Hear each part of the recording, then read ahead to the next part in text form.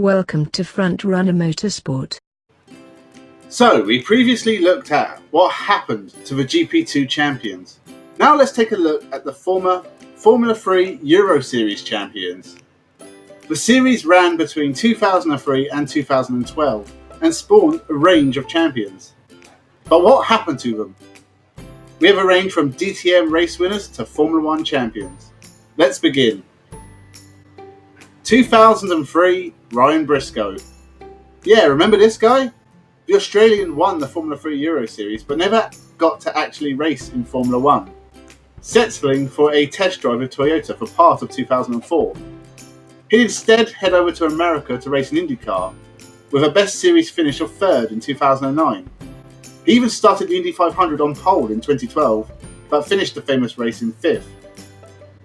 Nowadays, he can be found racing in the GTLM WeatherTech Sports Car Championship in a Ford GT with Chip Ganassi Racing. 2004, Jamie Green. Yes, Jamie Green was champion in 2004, beating the likes of Lewis Hamilton and Nico Rosberg. What's he done since? DTM for 15 years straight. 17 wins and only missing 2 races in that time is pretty incredible. If Jamie Green and DTM were married, he'd be a good husband. 2005, Lewis Hamilton. The best in the world right now started his winning in this series.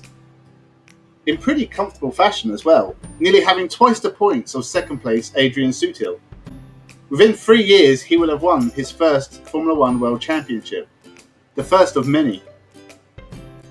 2006, Paul di Resta. 4-time Formula 1 champion Sebastian Vettel actually finished second in his championship this year, beaten by former DTM champion and now Sky pundit Paul di Resta. He spent 3 years in Formula 1 with the Force India team, before making a one-off performance with Williams, replacing Felipe Massa.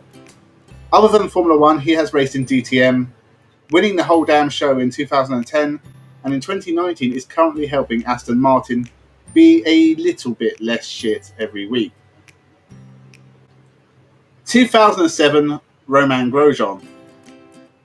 Romain actually won a lot of lower-level single-seater championships. Shame it never really worked out that way in Formula 1. Struggling in a Renault on his debut in 2009 before joining the Lotus team in 2012 to 2015, getting some decent podiums and challenging for wins. Before some tough years to this day and next year for Haas, with only 1 podium to his name but still getting to race at the top level of motorsport. 2008, Nico Hulkenberg. Much like Romain Grosjean, Nico Hulkenberg's pre-Formula 1 career was pretty successful. A1 GP champ in 2007, Euroseries 2008, and GP2 2009 champion. Also a Le Mans win for Porsche in 2015. But Formula 1 has been tricky. No podiums in 170 races and bouncing between Williams, Force India, Sauber and Renault. He hasn't got a seat guaranteed for 2020, so this may be the last of Hulkenberg in Formula 1. 2009, Jules Bianchi. This is a sad story in itself. The clearly talented young Frenchman who won the series, beating the likes of Bottas, Gutierrez, Sam Bird and Brendan Hartley. After a successful stint in GP2, he was picked up by Marussia to race in Formula 1. He showed what he could in a back-market team and took their first ever points by finishing 9th at Monaco. And then at Japan, he went off into a recovery vehicle and 9 months later passed away, becoming the first fatality since Senna 21 years previously. He would have been world-class one day and is still sadly missed. 2010, Edoardo Mortara. The first champion not to make it in Formula 1 since Jamie Green won in 2004. He spent 8 years racing in DTM, taking 10 wins and a best of second in 2016 behind Marco Wittmann.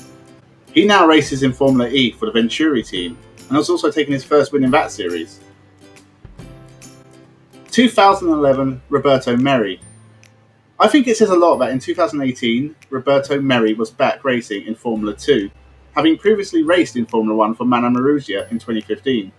It definitely did not work out, and Merry kind of went back and forth between lower level single-seaters and endurance racing. After parting ways with MP Motorsport in Formula 2 last year, the only thing I can find for him for 2019 is possibly testing a single-seater for Portiero Motorsport. Does anyone know what Merhi is up to? And finally, 2012, Daniel Juncadella beat the likes of Pascal Wehrlein and Felix Rosenqvist to take the final Euroseries championship. He'd get a Formula 1 test drive in 2014 with Force India, but nothing ever came of it. He'd head to DTM since then and has struggled, only ever winning one race, and is now struggling at the back with the Aston Martins. So there are the champions. Like and subscribe, leave a comment. Who do you think was the best? Any fond memories of Formula 3 Euroseries you want to share? That's all for today. Subscribe and have a good one.